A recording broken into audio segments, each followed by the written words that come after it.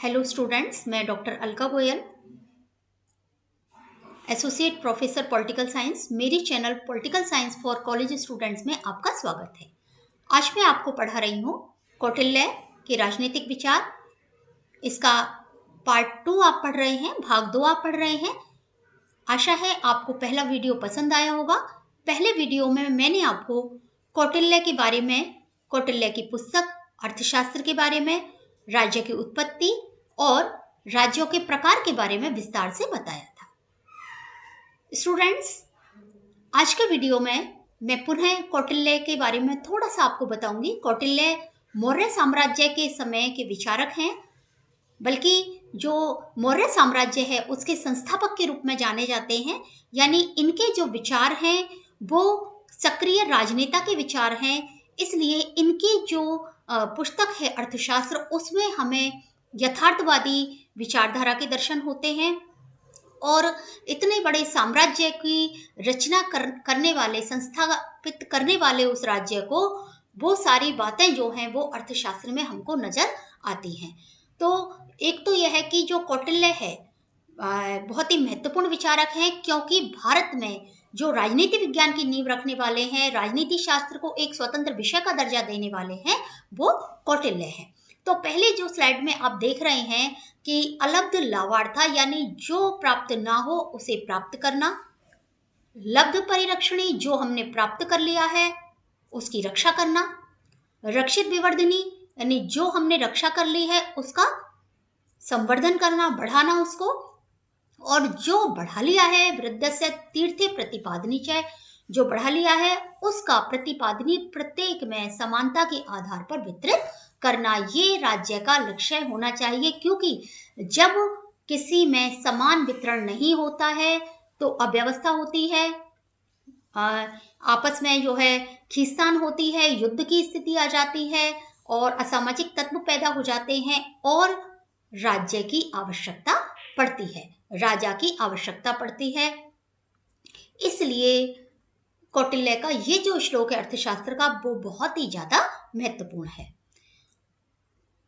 इस पार्ट में अब हम टॉपिक देखते हैं राज्य का उद्देश्य, यानी कौटिल्य ने राज्य का क्या उद्देश्य बताया है। देखिए, आपने स्टूडेंट्स पढ़े हैं कि जो राज्य के कार्य हैं वो दो भागों में बटे हुए हैं, एक तो ऐच्छिक और एक अनिवार्य।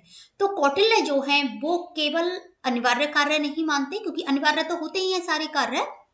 तो कौटिल्य जो है केवल पुलिस राज्य का सिद्धांत उसका नहीं था, यानी केवल शांति व्यवस्था बनाए रखना, सुरक्षा बनाए रखना या न्याय करना ही राज्य का उद्देश्य नहीं है, अपितु राज्य का उद्देश्य व्यक्ति के संपूर्ण विकास में गति देना है, उसकी सहायता करना है, यानी इस प्रकार की स्थितियां पैदा करना है जिससे कि व्यक्ति अपना संपूर्ण विकास कर सके और अपनी अर्थव्यवस्था को सुदृढ़ कर सके।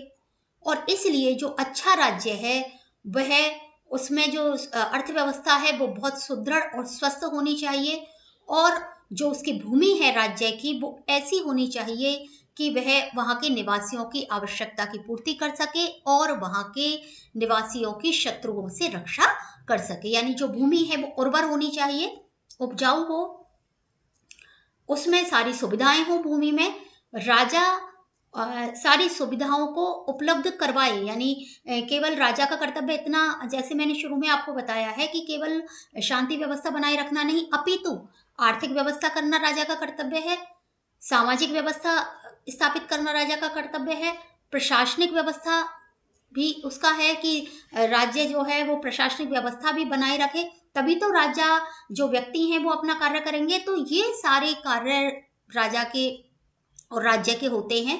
स्टूडेंट, मैं बार बार राजा और राज्य आपसे कह रही हूँ क्योंकि प्राचीन काल में राज्य और राजा में बहुत ज्यादा विभेद नहीं था, तो जो राज्य के कार्य हैं वो बहुत ही विस्तृत होने चाहिए।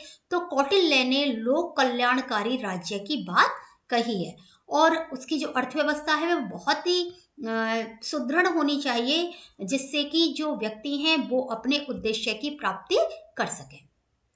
दूसरी स्टूडेंट जो बहुत महत्वपूर्ण है कि राज्य के अंग, देखिए जो प्राचीन विचारक हैं सारे, उन्होंने राज्य के सप्तांग सिद्धांत बताए हैं। सप्तांग यानी 7 अंग। जैसे हम वर्तमान में पढ़ते हैं तो हम 4 अंग पढ़ते हैं, जनसंख्या, निश्चित भूमि, सरकार और संप्रभुता। ठीक है, तो जो प्राचीन विचारक हैं वो 7 अंग की बात करते हैं। और सअवयव, सअवयव का मतलब अवयव माने अंग, यानी सअवयव यानी जो राज्य है वो एक जीवित शरीर के समान है, जीवित शरीर के समान उसको मानते हैं। और इसी प्रकार से कौटिल्य ने माना है एक शरीर के समान।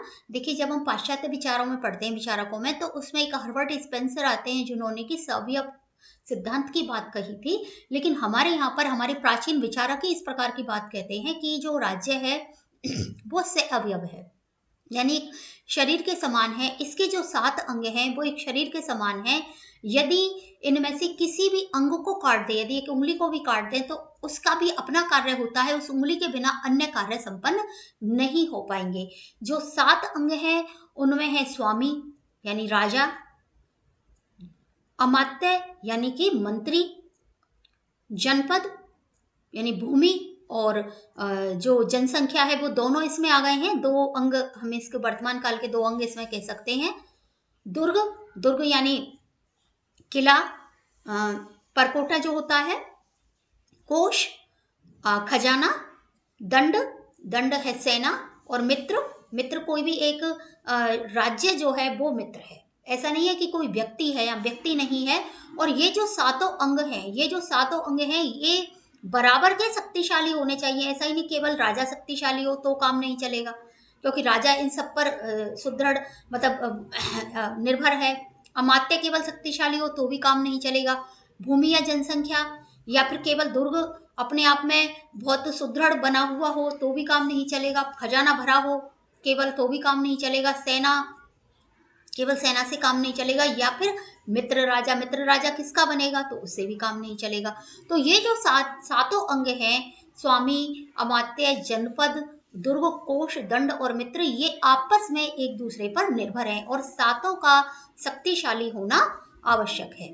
तो राज्य का जो अवयव रूप है वो कोई, जैसे मैंने बताया कि विदेश में अब आया है ये सिद्धांत, ये हमारा शुद्ध भारतीय रूप है और राज्य की सर्वोच्च कार्यपालिका का मूर्त रूप है। तो जैसे कि जो राजा है वो सिर है, ठीक है, शरीर में जैसे होता है ना, सबसे ऊपर सिर से सारे जो आदेश हैं वो चलते हैं, तो राजा सिर है। उसके बाद मंत्री आते हैं, तो मंत्री को हम आंख कह सकते हैं। और जो राजा को आवश्यक परामर्श देते हैं, शासन का संचालन करते हैं। जो दुर्ग हैं वो प्रतिरक्षा, हाथ बोल सकते हैं हम दुर्ग को कि हमारे हाथ हैं, क्योंकि हाथ जैसे रक्षा का काम करते हैं वैसे ही दुर्ग भी रक्षा का काम करता है।